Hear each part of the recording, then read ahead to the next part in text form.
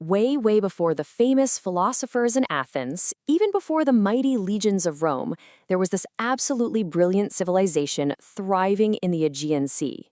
They were Europe's first great society, a culture full of incredible art, trade, and mystery that just vanished. Okay, let's get into it and uncover the amazing story of the Minoans. So, to really get the Minoans, we have to start with a legend I'm sure you've heard, the myth of King Minos, his terrifying son, the half-man, half-bull Minotaur, and of course, that sprawling, inescapable labyrinth built to keep him trapped. It's one of those huge foundational Greek myths. But what if it wasn't just a myth? And for thousands of years, that's exactly what everyone thought it was. The kingdom of King Minos on the island of Crete? Pure fiction. Just a cool backdrop for heroes and legends, not a real place you could find on a map. It was like a ghost of a civilization, really, only remembered in stories. But then, right at the turn of the 20th century, an archaeologist had a hunch. He started digging on Crete, and what he found there would completely rewrite the first chapter of European history. He was about to turn a forgotten legend into solid, undeniable fact. All right, so first up, unearthing this incredible lost world. We're going from legend straight into archaeology. So, who were these people? Well, we call them the Minoans, named after that legendary king Minos. They were a Bronze Age powerhouse, which just means they were thriving back when cultures were first mastering how to use bronze for tools and weapons. And they were doing this on Crete long before mainland Greece became a big deal. And just look at this timeline to get a sense of how long they were around.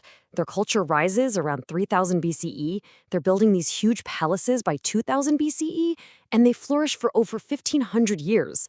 Then, after they decline, they're basically lost to history for over 3000 years until Sir Arthur Evans shows up in 1900.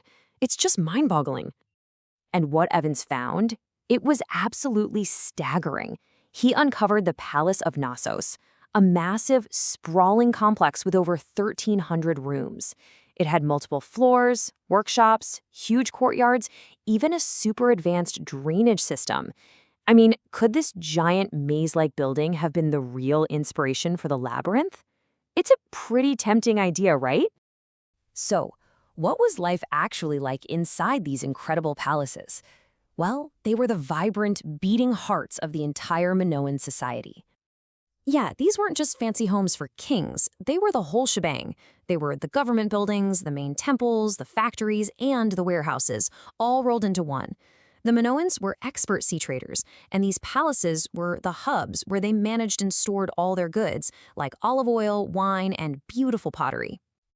Now, if the palaces were the skeleton of their society, then their art, that was its soul.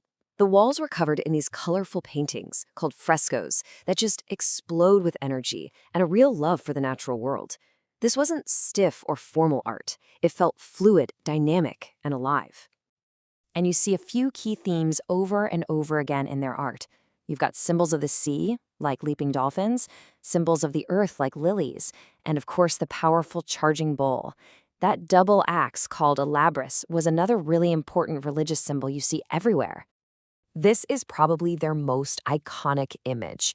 It shows young men and women in this incredible acrobatic stunt, literally vaulting over a charging bull. We don't know for sure if it was a sport or a religious ritual, or maybe both, but you can't miss the importance of the bull, which brings us right back to that old myth of the Minotaur. But here's the catch. While we can see all their religious symbols, we can't actually read what they wrote about them. They had a writing system, which we call Linear A, but to this day, no one has been able to decipher it. It leaves this huge veil of mystery over what they truly believed. Still, the archaeology gives us some pretty big clues. It seems like, unlike a lot of their neighbors who were all about powerful male gods, the Minoans primarily worshipped goddesses. These female deities were tied to nature, fertility, and the earth. And the fact that women appear so often in religious art suggests they held really important roles, maybe even as high priestesses. Of course, this vibrant, advanced civilization didn't last forever. Around 1450 BCE, it all came crashing down, leading to one of the great mysteries of the ancient world. I mean, that's the big question, isn't it? Here you have a people who were masters of the sea, brilliant artists, incredible engineers. How could they just disappear? Well, the leading theory is a devastating one-two punch. First, a massive, catastrophic volcanic eruption on the nearby island of Thera, which we call Santorini today, unleashed enormous tsunamis that would have absolutely wrecked their coastal cities and their entire trade network. Then, with the Minoans critically weakened, the Mycenaeans from mainland Greece showed up and, well, took over. But here's the most important twist in the whole story. This wasn't just a simple conquest and destruction. The Mycenaeans were completely blown away by what they found on Crete. So instead of wiping out Minoan culture, they basically became its biggest fans. And that brings us to their incredible, enduring legacy, and why a civilization that was lost for 3,000 years still matters so much to us today. The Mycenaeans learned from the Minoans in almost every way imaginable. They copied their art styles, they took the Minoan writing system Linear A and adapted it to create their own, called Linear B. They even adopted Minoan religious symbols and their advanced seafaring techniques.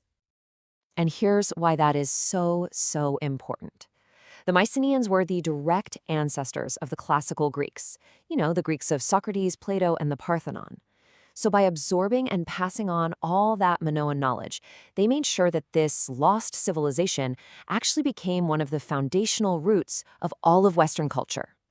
When you boil it all down, the Minoans really stand as this amazing testament to the brilliance of early European civilization. This was a society that just thrived on creativity, on trade, and on pure imagination. So you go from a myth about a monster in a maze all the way to rediscovering an entire civilization. The story of the Minoans is this powerful reminder that our history is buried all around us, just waiting to be found, and that its influence, it never really goes away. It really makes you wonder, doesn't it? With so much of our own past still a mystery, and scripts like Linear A still unreadable, what other incredible lost worlds are just out there, waiting for us to find them?